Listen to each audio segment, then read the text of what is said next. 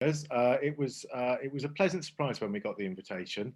Anne and I took over the safeguarding role about 6 months ago, and it's our first sort of official public engagement in that. So wish us luck. Um, we've got about a couple of dozen slides we're going to go through. We decided very early on when we were planning this not to just do a safeguarding training session. One thing you'll hear loud and clear from us throughout this evening is that everybody should be doing C0 and C1 training as a minimum. And on that basis, there's no point us doing it. Anne and I have both delivered huge amounts of safeguarding training professionally, so we could happily sit down and repeat C0 and C1, but that's not why we're here. So what we want to focus more on really is how safeguarding fits specifically in ringing. Just do some introductions. I live in London. I learnt to ring at a place called Gotham, which is a delightful ring of 5 in South Nottinghamshire, 40 years ago, last month, I think. I'm a member of the St Paul's Guild, as is Anne, and I also ring at St Dunstan Stepney, which is a lovely ring of 10 in East London. I went to university in Bristol, and I was master and later president of the University of Bristol Society. I rang at Bristol Cathedral for many years, where I was ringing master. More recently, I was secretary of the St Paul's Guild for 6 years, and as Anne will say, she was assistant secretary. So Anne and I were a double act, going back quite a long time in running the ringing at St Paul's, organising it. My favourite things about ringing: I like teaching. I've done all sorts of ringing, but teaching's my favourite bit. Especially I like teaching the early stages of change ringing up to sort of plain bob doubles and the early stages of conducting. Professionally, I'm a qualified teacher, 20 years experience, secondary and SEN. I've been designated member of staff in schools in 3 or 4 different schools for about 10 years in total. More recently, I'm a freelance consultant in education, mainly in special needs, mainly in sort of working with statutory matters in special needs, and I also done some work in elective home education, homeschooling as you would call it, and safeguarding. Anne. Thank you. And hello, I'm Anne. I learnt to ring a long time ago, taught to ring by my dad, along with my sister Enid at the 10 in West Hartlepool in County Durham. Currently, when we're allowed, I ring at Toaster. I'm a member of the St Laurence Society at Toaster, and as Dave said, the St Paul's Cathedral Guild of Ringers. I've not held many offices, tending to be more in a support role, but when I was at university, I was master. I was the first secretary of the 12-hour striking contest committee, and as Dave said, I was his assistant secretary at St Paul's until recently. I like teaching people to ring. I like teaching people to handle a bell really stylishly and safely and well. But my greatest pride and pleasure is how my daughter and her brother Michael have gone on to do great things in the exercise. My legacy, if you like.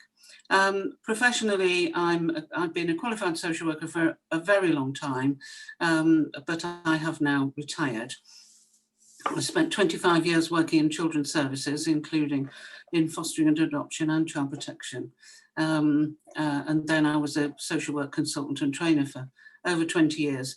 And for several years, I was the training manager in a local safeguarding children board, which I suspect is why I'm here tonight. Cool. We're going to start with... Oh, sorry, go on. That's all right. Whenever we talk about safeguarding, we have to acknowledge that not everybody has had childhood and subsequent life experiences full of sweetness and light wandering off hand in hand at the sunset. So we hope that anything, so it can be a sensitive subject. We hope that anything discussed tonight will, obviously, you will treat with appropriate respect and confidentiality. But can we just tell you to be aware of being careful about saying anything which could identify any individual or specific towers, associations and stuff. Some of the things might be upsetting.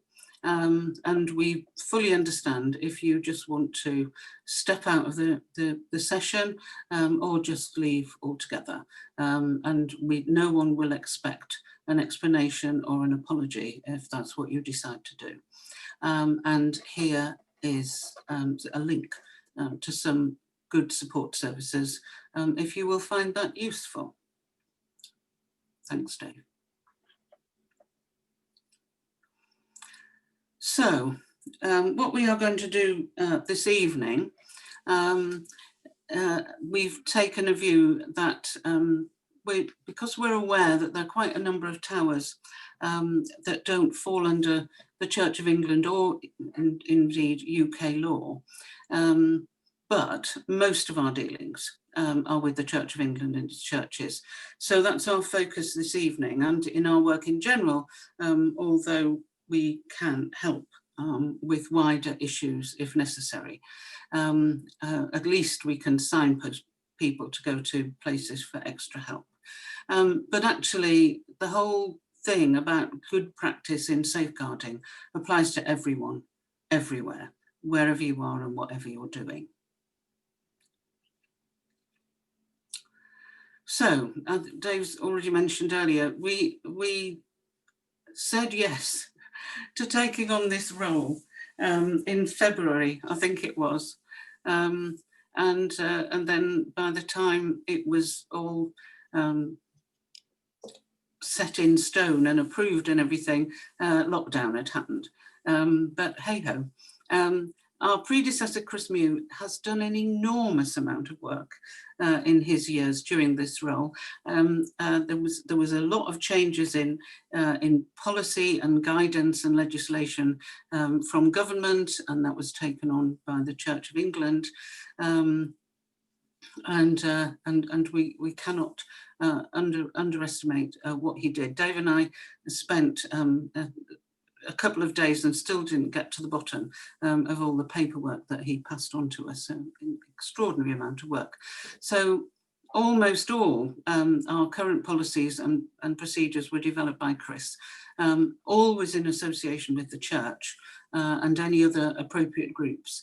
And we have to say, all ringers owe Chris a huge debt of gratitude for all the work that he has done. Thanks, Chris.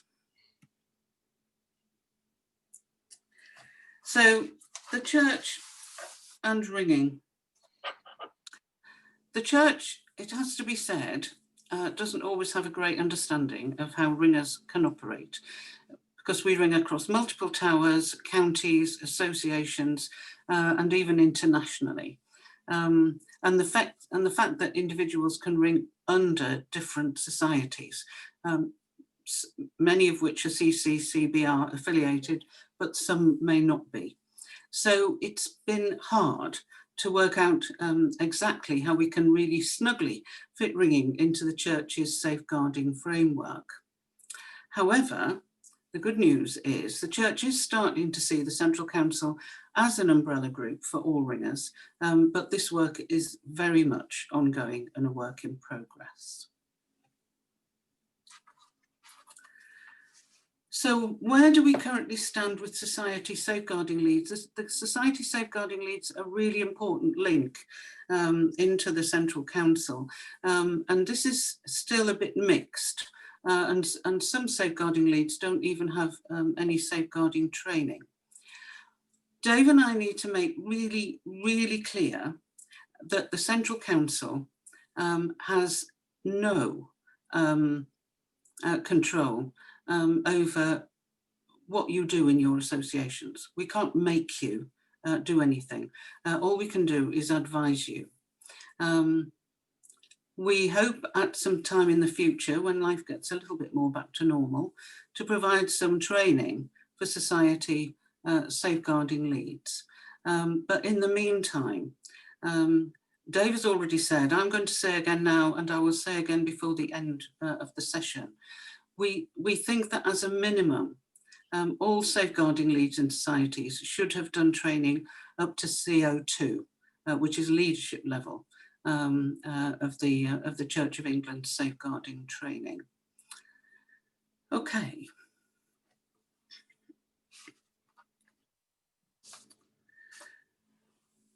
A useful place to start for looking at whether you are complying with expectations in your towers is to look at the Parish Safeguarding Handbook. What that says, which actually you'll see in almost any other documentation or guidance about safeguarding, is that the welfare of the child, young person and vulnerable adult is at all times paramount. It takes precedent over anything else you can think of. The Diocesan Safeguarding Advisor must be consulted whenever a safeguarding concern of any kind arises from your parish. You shouldn't be trying to sort it out on your own. And the Church reminds us that safeguarding is a part of our core faith and an integral feature of Christian life in our parish churches. We need to look after each other. Thanks, Anne. I'm just going to talk about some of the commonly raised issues that Anne and I are finding already, and that I'm sure Chris used to find. Questions surrounding DBS checks, who decides who should have one and at what level. I remember this goes back a long time to the beginning of CRB checks, as they used to be called. Questions about what if people refuse. Those questions are things that, as we've said, are dealt with at parish and diocesan level. There is some variability across different parishes and dioceses, but basically they're all using the same advisory documents, the Parish Safeguarding Handbook, or the Bishop's Council policy on safeguarding from 2017, and most of these things are set out in there. If you have a situation where there's been name or gender changes, there are ways of dealing with that, and you can take that direct to the DBS. If you Google the DBS website, there are ways of dealing with that. And the final question that has come up from time to time is what if the DBS returns matters of concern? And this really is one of those situations where it's absolutely nothing to do with us as ringers.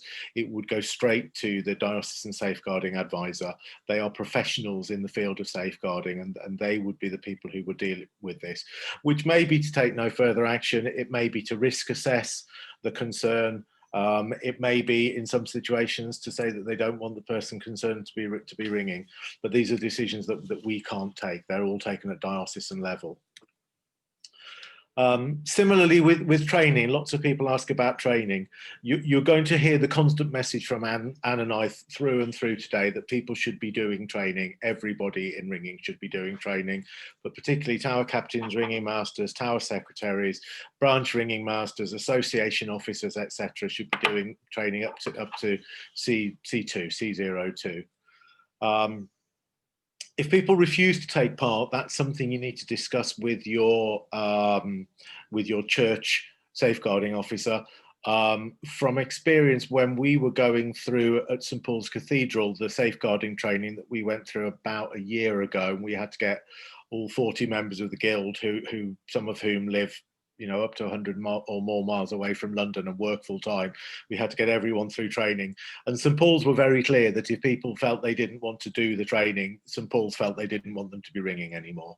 It was as simple as that, and you could reasonably expect that to get from any churches. If you're not willing to undertake safeguarding training, then they may well say they don't want you ringing anymore.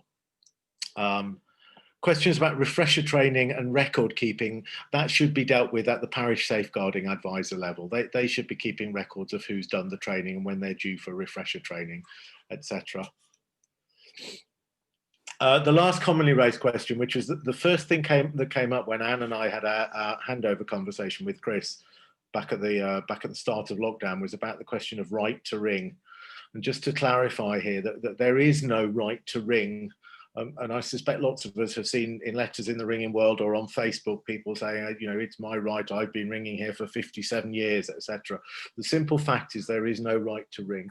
The only right there is legally is the right to attend common worship. In a similar way, the Central Council has no right of audience with the Church of England or with its safeguarding team. but the Central Council is making massive, great strides in safeguarding, largely building on work that Chris did, and as a whole building on work that Simon and Phil Barnes and others have been doing. So things are really improving in that area. But ultimately, the church are the people who are responsible for leading safeguarding. Which brings me on to responsibility. Safeguarding is clearly everyone's responsibility, but the statutory leadership, management and admin lies with the parish and the diocese, not with ringers. If you have any questions, any concerns, you take them to your diocese, to your parish safeguarding officer. Anne and I's role is to encourage compliance and to support and liaise with the church where appropriate.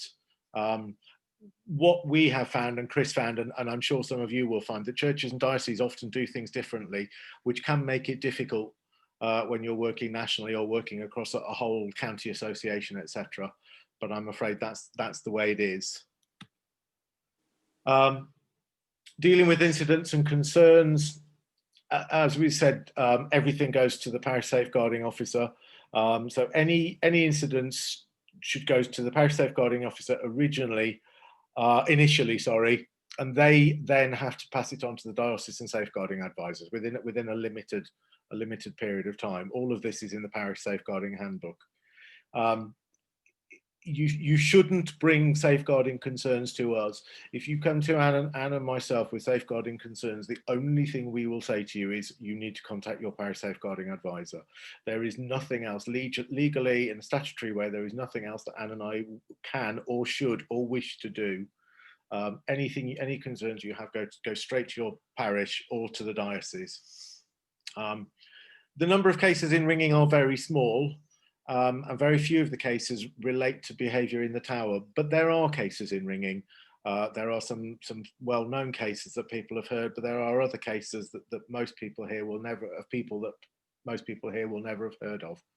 And there are a number of people in ringing, I guess, at any one time who are working under some restrictions because they're on the sex offenders register, etc.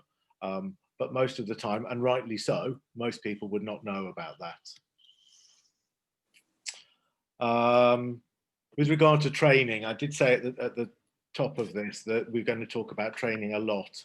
The Parish Safeguarding Handbook states that all ringers should do C0 and C1, both of which are available online. If you've not done them, you could do one of them at least before bedtime today. You could probably do both of them. They're both very good, and they're both quite interesting and really ground safeguarding specifically within the church. They're not specifically tailored to ringing, of course. They're designed to work for everything from kind of bishops down to flower arrangers. But you'll find it very clear how ringing would fit into this. The PSH also says that tower captains should do C2, which is leadership. And we would say we're not trying to pick holes in this. So we're not just talking tower captains, ringing masters, and as I've said, tower secretaries, association, district ringing masters, etc. Anybody who has any role in working with children, young people, or vulnerable adults. Churches may make some decisions about what training they wish to do, but most of them will follow the advice in the parish safeguarding handbook. Anne and I have been asked once or twice to settle arguments where the ringers are saying we've been told we've got to do this and we don't think that's right. We can't do that. Once again, we simply can't do that. We don't have the right or the responsibility for doing that. And we advise, in addition to what's in the Parish Safeguarding Handbook, we advise that all association and society safeguarding officers, plus those who have a significant role working with children, people who run the youth squad, etc., should all have done training up to CO2. The next thing that is really useful in terms of advice advice just to make sure there's dialogue all the time is building good relationships. We all know, I think, that it's good practice that all ringers have a good relationship with key people in the church, with the clergy and church wardens, etc. Tower leaders and officials particularly should make sure that they know who the church safeguarding officer is, and that they sit down every now and again with the safeguarding officer and have a chat through current events, what's going on in the tower, what's going on in the world of safeguarding, what's going on in the church, etc. You should make sure that you get all communications from the church about safeguarding, that the parish safeguarding officer may well be sending regular emails and updates out. You need to make sure you're on that mailing list in the tower. And you might also need to give them a nudge now and again and remind them that the tower and ringing is part of their remit. The parish safeguarding handbook, it contains a huge wealth of information. It sets out all of the minimum expectations and best practice training, etc. And in addition to all the training, etc., I would really encourage all tower leaders and officials to read and maintain a good working knowledge of the document. I'm not saying you should have it tucked under your pillow and read it every night, but certainly read the document, you know, at the beginning of taking over as tower captain, etc., and keep an eye on it. It will address any questions you're likely to have about how safeguarding works in ringing at a local level.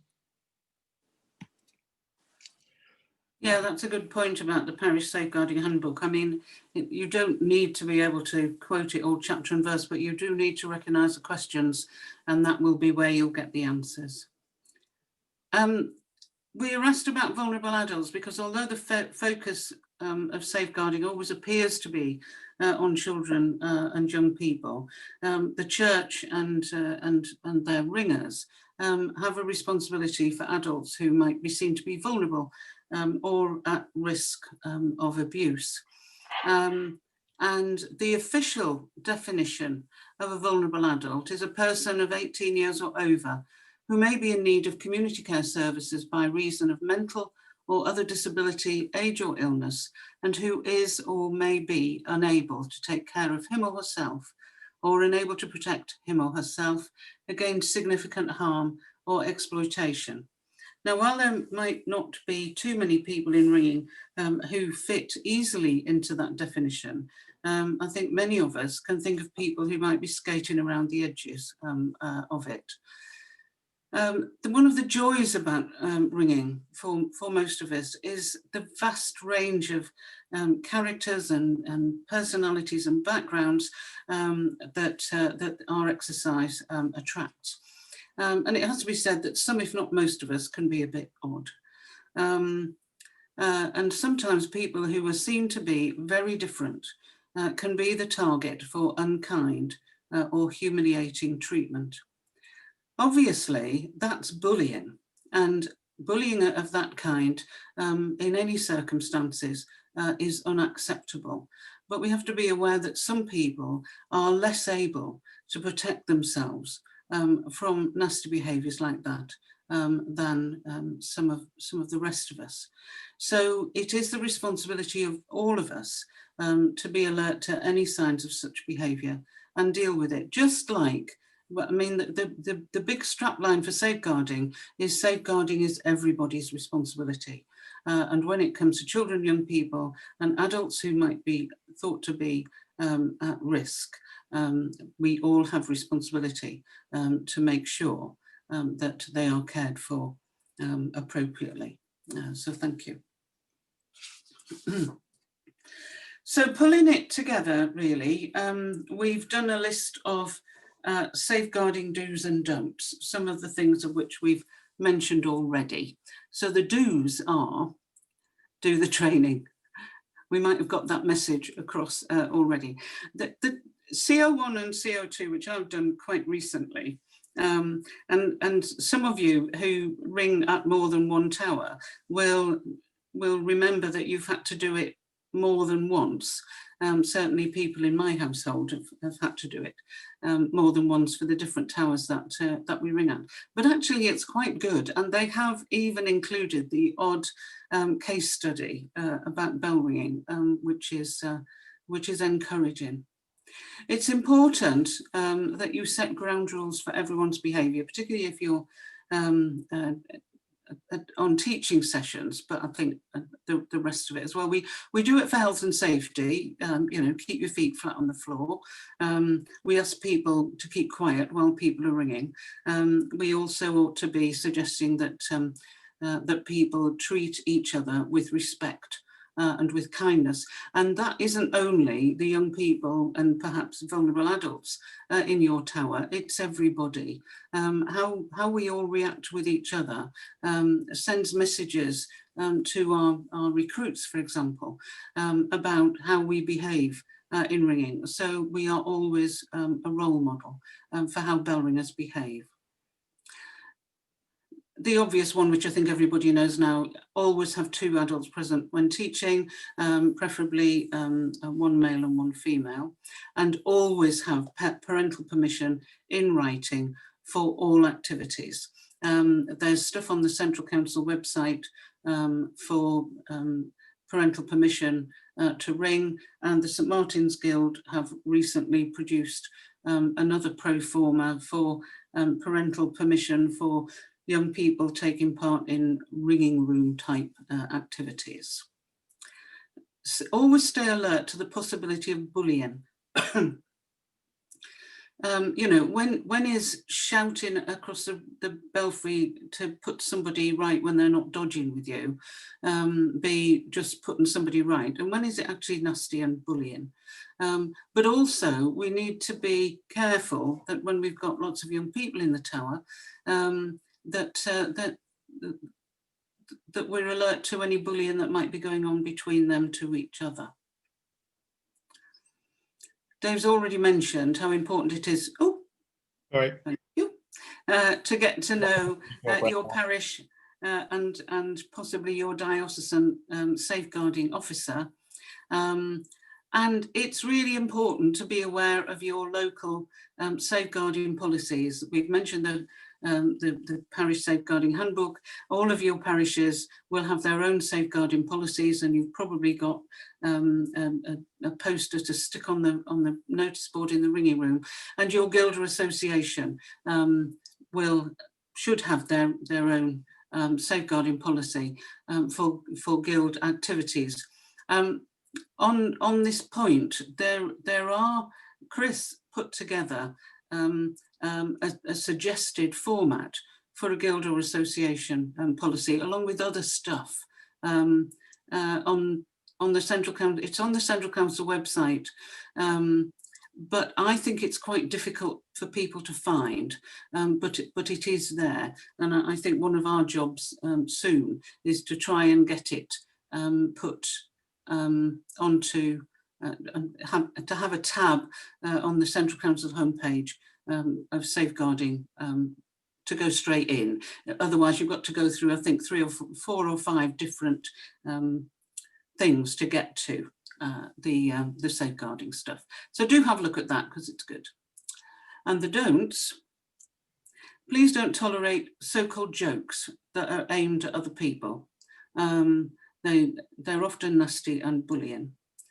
Don't tolerate personal comments about people's size or whatever, dress sense or those sorts of things, because people can be sensitive and take things really badly. Never ever promise to keep secrets. Somebody says to you, a young person, for example, if I tell you something, do you promise not to tell anybody else? Please, please don't say, oh, of course I won't tell anybody else. I used to work with foster carers who said, but if I tell a young person who wants to disclose abuse to me, that I can't keep it a secret, they might not tell me. That is their right. Please never promise to keep a secret. Obviously, you will tell people who want to tell you things, that you will only pass it on to those who absolutely need to hear. Never ever ignore inappropriate behaviour. And if you are unfortunate enough to be somebody that somebody trusts enough to tell you that there is something going on, don't ignore it, or on the other hand, don't overreact to it. Thanks. Do we have any questions so far, Arthur? The chat box has been very, very quiet. I'll give you a couple of seconds to see if anyone wants to type anything, or alternatively, if you unmute yourself, if you want to ask something verbally. I promise that Dave and Anne haven't paid me for this, but I did the C0 training a couple of months back, and I have to admit, having done lots and lots of safeguarding training at work, you know, when I was told I had to do this, I was probably one of those that rolled my eyes and thought, oh, do I really have to? But actually, having done it, it is excellent. It's well worth. You know, it really is very specific to what we need to do as ringers, you know, in terms of the context of the church. So please, I promise I haven't been paid to plug that, but you know, I'd absolutely, you know, follow what Dave and Anne have said around, you know, yeah. I mean, I've worked with young people, children and young people for 20 plus years, and it worked in the safeguarding side of education for at least 10 years. And I learned lots of stuff in the C0 and Z1 training. And I also learned lots of stuff reading the parish safeguarding handbook. And it's all really, really good stuff to know. Yeah. I think that's the one most important thing we can do as ringers to raise our awareness of the issues in safeguarding. I think a lot of people get a bit sort of hung up with the importance of DBS checks and the fact that some people and certainly some parishes think if you DBS everybody to death, then you know, we'll keep all our children and young people safe. No, we won't, because the majority of people who are intent on harming people have never come to the attention of the police. But the one thing we can really do if we are serious about safeguarding is to do the training, and it's at least it's worth doing and quite interesting. Yeah. Okay, we're going to try and get you all thinking a little bit now. If we were doing this training in a classroom or a training room, we'd be getting you all to stand up and move and sit down to someone you've not sat down next with, and all of those things that teachers and trainers do that delegates on the training course always hate doing, because they'd much rather sit with their mates, of course. We want you to have a think about this, and then we're going to ask for some thoughts. St John's is a small village in rural England. The ringers have an excellent relationship with the vicar and church wardens and the parish safeguarding officer. They have one learner, Alex, who's 12 years old and comes to practice an hour early for handling lessons before the rest of the band arrive. And they have an arrangement that the tower captain and deputy tower captain attend these sessions together to ensure there's two people, one male and one female, present. They usually meet Alex at the church gate, usually have a little chat with Mum, who's taxi driver for the evening. All excellent practice so far. I don't think we could fault any of this practice. One evening, Mum's in a hurry. She has to dash off somewhere else. She drops Alex off at the church gate and then has to leave. And also on this particular evening, the tower captain's been delayed, leaving the deputy there alone with Alex. What would you do in this situation?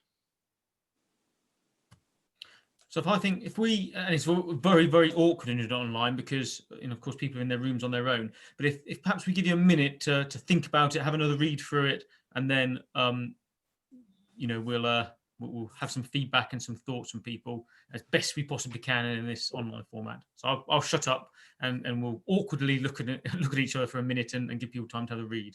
That's all right.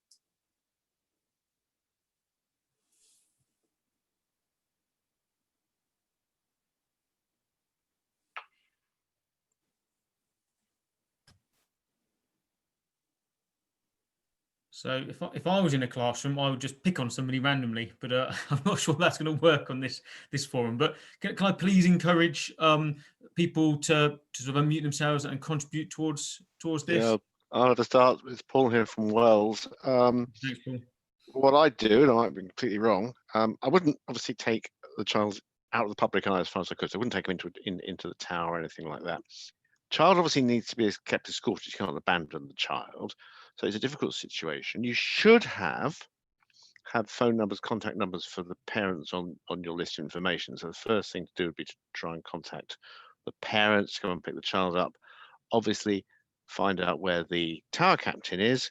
If all that fails and you end up with the child for any period of time, actually, but even particularly for an extended period of time, obviously, as soon as you can resolve it and get the situation sorted out, you do, and then you report it. You make very clear to everybody you've reported this has happened, you've done the best you can in the circumstances, and you then go from there. Because you can't abandon the child, and you are in a situation where you can't completely fulfill all the safeguarding things. So you just have to do the best you can, but report it. Super. Thanks, Paul. Yeah, I think if I was in the situation, well, we don't say actually who we are. Are we the deputy tower captain, or are we the mother, or are we the child? So if I was the deputy tower captain, having been left, potentially left with the child, I don't think I would let the mother leave. Because I haven't got my if the tower captain hasn't been there, so the mother would have to make a decision as to whether she stayed and waited with the child, or whether she took the child with her and had to change her plans. And if I was the child, obviously I'd probably say, no, I want to ring. So I think that's my take on what would happen, whether that's achievable, of course. And I quite understand how people end up in a situation where something happens really quickly. The mother says, we've got to dash, and off they go. And I think I agree with Paul. I would be on the phone to her saying, you need to come back. Thank you, Claire. Thank you, Paul. Can I say something? Yes, go for Emily. I think what I might potentially do is explain the situation to the mother, and say what was happening, and get her permission to go up into the tower with the child if she had to hurry off. And it depends on how well I knew the child as well. If it was a child I barely knew, then no, I wouldn't. I would make the mother wait. But if it was a child I knew very well, then I would ask the mother for permission, and I would go up into the tower to wait. Super. But I would keep a distance from the child. Super. Thank you, Emily. Phil, you've been unmuted. Well, so yeah, I'm guessing in all circumstances, at least whatever action you do take, you would report to the parish safeguarding officer afterwards. But I was thinking along the same lines as Claire. Really, it's sort of almost hindsight-ish, is to say to them, "I'm sorry, you can't rush off because." But of course, as Claire rightly points out, she might have virtually thrown the child out of the car and just sped off. So other than that, I think the idea of, well, at least is the vicarage close by or something like that. Yeah. When I started writing this, I put far too much detail in, and I took all the detail out because I wanted it all on one page. But one of the things I put in was, Mum has pulled up outside the church, seen the lights on in the tower, kissed Alex goodbye, and sent Alex off to ring, and then dashed off. So there are any number of nuances in the scenario. Yeah. David Bassford's put, and not like dissimilar to what you said, Phil, in the chat box. He said, see if the vicar's at home and asked to wait with them. Yeah. Simon had unmuted himself, but he's gone back onto mute. I don't know if. Yeah, it was a comment that's just been answered literally by the previous guy. The issue is, if there's nobody there, it doesn't matter how well you know the child. Yeah. If that child says anything, yeah, you've got nowhere to go. Yeah. Absolutely nowhere to go. So your best chance is to get straight on. If the child's been dumped, well, that's to a certain degree is on the parent. You weren't there. They've dumped the child with you not there. That you're absolved of responsibility. So then you do call the child, call the parent, call the guardian, and as you say, report it. But if the parent is there and you're there, you refuse to accept the child. It's clear cut. There's no option. Super. Thank you, Simon. Trish? Yeah, I personally would not take the child up in the tower. I would not be anywhere like that on my own. I would be, as people have said, be contacting the parents. If I can't get hold of Mum, I'll get hold of Dad. And at the same time, I'd also be on the phone to other people in the tower that I know have DBS checks or can be a second person and can get to me quickly if I needed to sort of minimise the amount of time that I was alone with that child. But I would stay definitely in a public place. Super. Thank you, Trish. Thank you for everyone who contributed. You know, some different opinions there, then different actions. Yeah, it's interesting. One thing that what I did when I wrote this was I deliberately chose a gender neutral name for the young person and didn't say whether the tower captain were male or female. And we wondered whether people would either jump to conclusions jump to conclusions about what gender the tower captain and deputy were, or jump to the conclusion that women don't abuse, etc. All of which is completely untrue, of course. Anyone is a potential abuser. Anne and I kind of deliberately didn't sit down and brainstorm all of the answers we wanted to see for this, because the discussion is the more important thing, and just to get everyone thinking about it. I think the first answer we got, I'm sorry, I forgot, Paul from Wells, was a really good answer and ticked most of the boxes. And then other things later on. I would say, if you can't find another adult, and kind of in my head when I wrote this, mum has gone. Mum's potentially got a sick child at home or a dying mother or something like that. Mum's usually brilliant, but on this occasion she's gone, unfortunately. Absolute priority. Don't go inside. Don't go up the tower on your own. Stay somewhere where you're outside in the public as much as possible. As a first thing, and then start working on all of the other suggestions that have been made. I think sorry, can I come in there? I think somebody made a comment that the child could say anything. Yeah. You know, I don't want people running around only doing things because you're protecting your own back, but it is true that if you do things that will protect you from a malicious allegation, you'll be doing things that protect children. Yeah. I mean, sorry, just one more point. I mean, should the scenario go on for a length of time, which I hope it wouldn't, I mean, you're very much in the same situation that any responsible adult could find themselves in if they came across an unprotected child. Yeah. You know, if they came across a child lost or whatever, you know, you can't just walk away and say, I'm afraid of safeguarding. You've got to do something. Ultimately, that might involve calling the police if you really felt that the situation was getting out of hand and you needed to get that child protected and you've done all the obvious things and they weren't working. Yeah, I think most people who've worked with children for a long time in any way have a number of situations like this. I have horror stories from when I was training to be a teacher, of situations where things just happened and suddenly I was on my own with a child, etc. I remember on one occasion when I lived in Bristol, driving through the centre of Bristol in the very, very small hours of the morning and seeing a 12 or 13-year-old pupil walking along the road on her own, clearly very drunk. And I took the decision on that occasion that the best thing to do was to pick her up and drive her the 4 or 5 miles home. And then, of course, went straight into school the following day and said, this is what happened.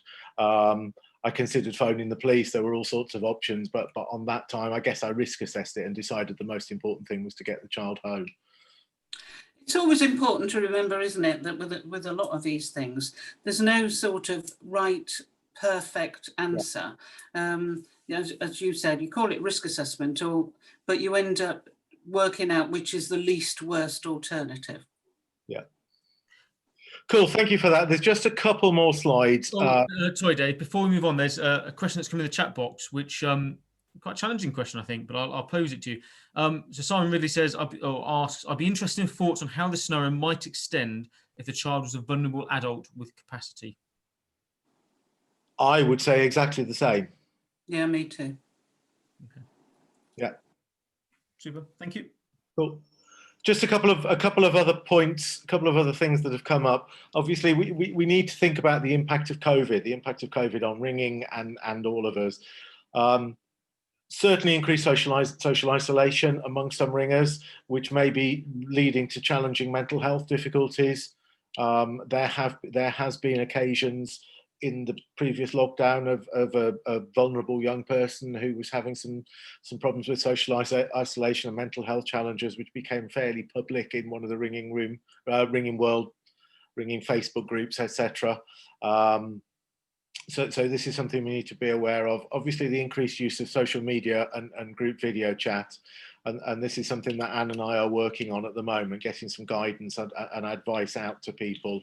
What should you do if you find yourself as an adult in a chat? You know, the first two people are to practice on a Zoom conversation.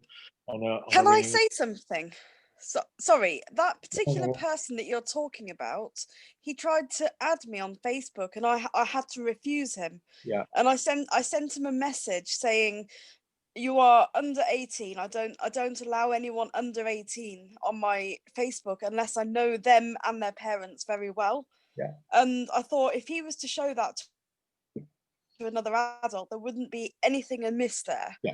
And so I feel I did the right thing. I think that's a really nice response, Emily, and also understanding that the person concerned was having some challenging times, going through challenging times, Yeah. and acknowledging that, but making it clear that you wanted to protect your position as well. Yeah, brilliant. Yeah, absolutely. Another thing, and I'm going to touch on briefly later, there are young people for whom ringing and ringers very quickly become really important, trusted adults in their lives. And we have to be aware that young people, children and young people, can be suffering abuse, neglect, physical, sexual abuse, whatever, in other settings of their life, possibly from a parent or a family member, etc. And as ringers, when we get to know children, they may choose to come and talk to us, and we could also be someone who could spot signs. You know, child's always starving, hungry when they come ringing. Child's got toothache for the last 6 weeks and mum hasn't taken them to the dentist, or a child is making inappropriate sexual comments that you wouldn't expect a 12-year-old child to know about, etc. All of these things where alarm bells could be starting, not in a ringing way at all. Just because we have a good, positive working relationship with children and young people. Just going to move on now. Some other issues we need to think about. We talked briefly about social media and online ringing. I don't want to focus too much on that tonight. We are working on that. I'm working on getting something out on that. Anne's talked about bullying in great detail, which is really good. Bullying is absolutely part of safeguarding, particularly when we're talking about, you know, vulnerable children or vulnerable adults, but in general, bullying is part of safeguarding. And of course, there's online bullying as well. There's the question of ex-offenders. There's really good information in the Parish Safeguarding Handbook about what to do with ex-offenders, how the church feels it should work with ex-offenders. In a situation similar to I discussed earlier, where this happens, if there is a known ex-offender, someone who is perhaps on the has had a conviction for offences against children or young people, or is on the sex offenders register, etc. And it, you know, it has happened. There are half a dozen of them or so in ringing at any one time. My advice on this is absolutely clear cut. You go straight to the diocesan safeguarding advisor. You'd go via your parish safeguarding officer, but it's the diocesan safeguarding advisor who will be making all the decisions on this, and they would make the decision. They may say the person can't come ringing. They may put restrictions in place, but they would do the risk assessment on this and make those decisions. We talked briefly. Anne was talking on the last slide about protecting adults from allegations. Again, I think anyone who's worked with children for any period of time has known situations where children have made false or malicious allegations. You know, you are protecting yourselves as much as you are protecting children here. In a similar vein, abuse by young people. One of the big thrusts in education, in keeping children safe in education, which is kind of the Bible for safeguarding in education, is an awareness of peer-on-peer abuse, that young people can abuse other young people in every way that abuse happens, physically, sexually, bullying, etc. I talked earlier about that we all have a moral duty to young people and children that we're working with to be keeping an eye on them. And if you think something is amiss, you need to go and speak to your parish safeguarding officer. Doesn't have to have happened in ringing, doesn't have to be connected with ringing, but if you think something's wrong, go and speak to someone about it. Finally, whistleblowing. Your parish should and diocese will have a whistleblowing policy. There's some debate about whether whistleblowing only applies to paid employees or whether it applies to all volunteers in an organisation. And obviously we need to be clear that whistleblowing is about raising, significant and serious concerns. It's not just an opportunity to do your dirty washing. But if you have concerns that something isn't being handled appropriately, for example, in your parish, then there are ways of dealing with this and there are places to go. Sorry, Dave, can you go back one? The duty of care that we all have, as ringers or not, to people who may be suffering or at risk. If you are really, really worried, you don't need to go through the parish safeguarding people. You can go straight to children's social care. Or if you're really, really, really, really worried, to the police. So, and the parish safeguarding handbook tells you that. Yeah. Just some resources. There's probably not much point dwelling on those. Anne's talked earlier about the Central Council resources. There's lots of good resources in the Church of England as well, which you can all find by Googling. And there's good resources, particularly thinkyouKnow.co.uk and CEOP, which is child exploitation and online protection. But as I said, we're working on getting something out about that area, online safety. I think that's other resources. Again, Arthur, you're welcome to send this PowerPoint round people if you want to at the end, so people have access to the resources. Yeah, I can. Thank you for that. I will. What we'll do, we'll obviously put this recording onto our website. I'll put the link in the chat box in just a moment, and we'll put, if you're happy, we'll put the PowerPoint in there as well, and we'll also put the direct links on the our web page. So if people go to that page, you can just directly go to those areas, and that will make it nice, straightforward. I've just put in the chat box as well the link. You talked about the St Martin's Guild. Trish Everett put together sort of our online permission form that we send out for under 18s. So I've put the link in there. If you're interested in it, please download it, amend it, change it. But again, that's open to you. So now we've got an opportunity for any questions or comments. I've just seen something come through in the chat box. Stevie Penny asks, how is this going to be made for the rest of the ringing world? Do you sort of unmute yourself and just clarify what you mean? Sorry.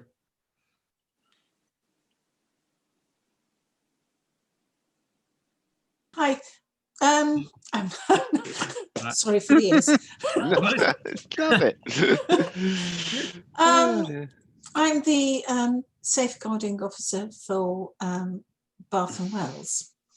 And I just think this has been the most brilliant representation of anything I've ever seen about safeguarding. And I think this ought to be made not by invitation, actually. Okay. I have this afternoon signed up to deliver this training to the Middlesex as part of their online training during lockdown programme. I think Anne and I probably can't commit to going to every single association, but maybe. No, I'm not saying you should. What I'm saying is something like this, or even just this should be. These are the conversations that we've had. Well, I wasn't involved in the conversations, but the conversations that we've had tonight are so pertinent to ringing. I've been ringing 6 ringing remembers, so I'm very young at this.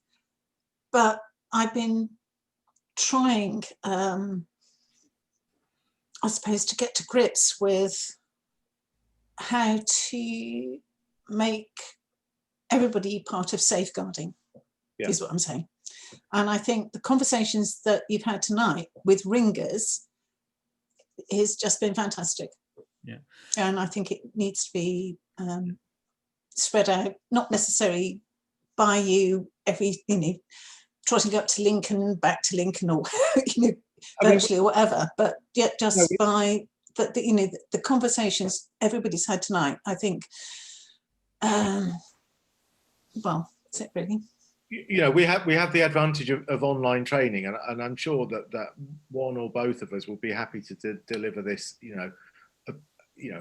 as and when required. Maybe our central council colleagues, I'm looking around the room for some central council mandarins, maybe our central council colleagues would like to have a think about that.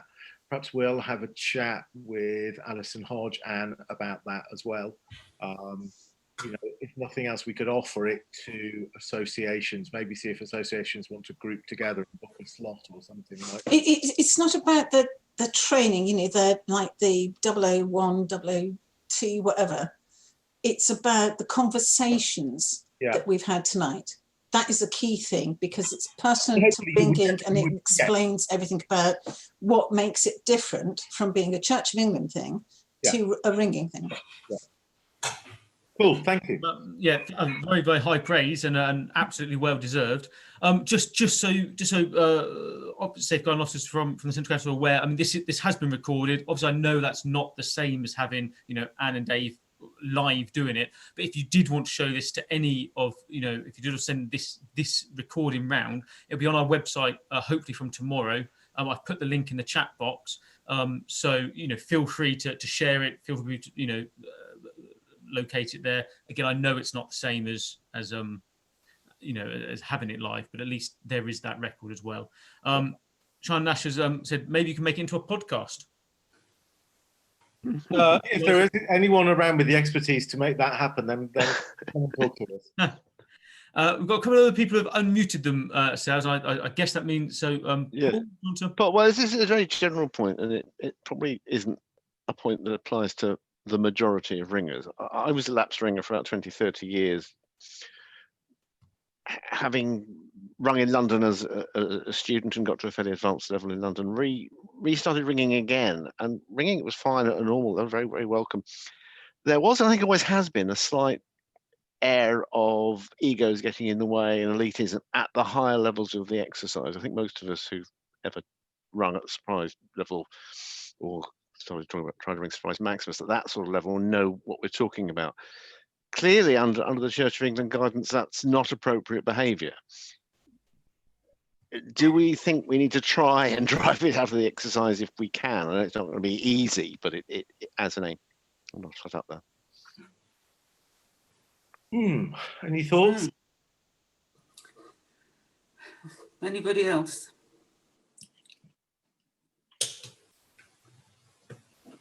Contributions? Yeah, can I just say something? Yeah, of course. I'm the safeguarding officer for St Martin's Guild, and I think we've said a lot about how important it is to have good relationships with your diocesan safeguarding officer.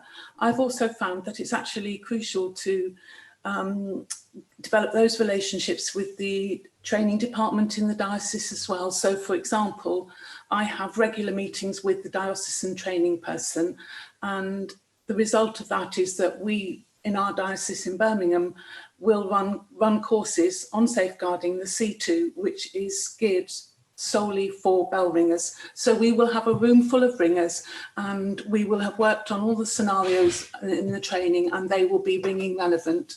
And I think the last one we did, we had over 30 tower captains and people who teach ringing, and the feedback was excellent. Fantastic. Yeah, really good. Fantastic. Yeah. Just to go back to the previous point about, I don't quite know how to comment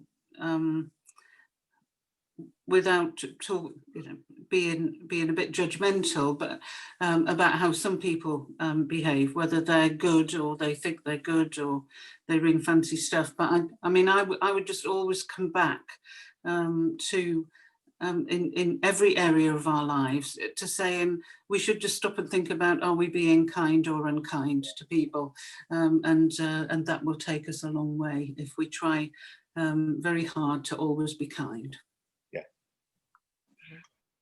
Thank you. There's a question that's come from the chat box from Simon. Ex-offenders or managing those of concern. Arguably, we have a duty to welcome to the church those who have history. Yeah. Is there any specialist advice on what to do if approached by such a person who wants to ring or requires supervision? First of all, there is a huge amount of information in the Parish Safeguarding Handbook about this. This is specifically one of the reasons I said you should be reading that. It gives a very, very good measured response to this. It accepts the, it encompasses the church's point of view, that the church as a body of Christians believe in forgiveness, but at the same time that we have to be protecting children, young people, and vulnerable adults. It talks about the rights of the person concerned, maintaining confidentiality, treating them with respect, etc. So first of all, if you have any doubts, have a look in the PSH. There's lots of good stuff in there. And secondly, you absolutely have to discuss this with the diocesan safeguarding advisor.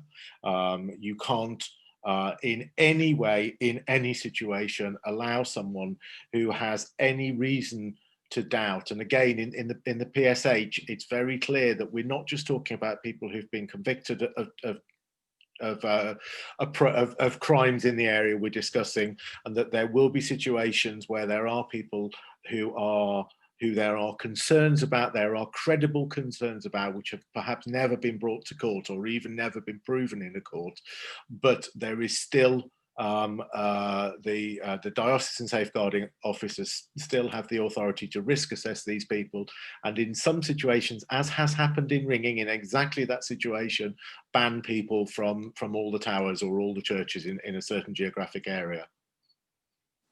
Thank you. But the answer is to go to the DSA. There's a suggestion that Matthew Tosh might help to the podcast, so that might be some more technical guidance we could do for. Yes. Thank you for that, Bathurst. Thank you. Whilst, just in case, if you have any sort of last-minute questions, any last-minute thoughts, but please keep them coming in. We've got time for perhaps one or two more. Whilst we're seeing if anyone does have anything to say, I'll just give a couple of notices. The first thing is and she couldn't be here tonight, but to thank, in her absence, Alison Hodge, who kind of really wanted to bring the Central Council people together, and hence it's her that really has driven the sort of Central Council and St Martin's Guild joint talks. Alison couldn't be here tonight last minute because of tomorrow's lockdown, but to thank Alison. Our next joint Central Council talk actually isn't going to be until January the 13th, so you'll have the notices about that. Sue McLaren is going to join us to talk about, she won the Wesley Award given for bell maintenance, so she's going to share her story with us about that. So I think that'd be a fascinating insight into what she did there. But you actually are welcome. We hold these every week, and you'd be very, very welcome to join us. So next week, Alan Regan is going to be speaking about his work as with Ringing Remembers. Obviously, very appropriate date to do that on the 11th of November.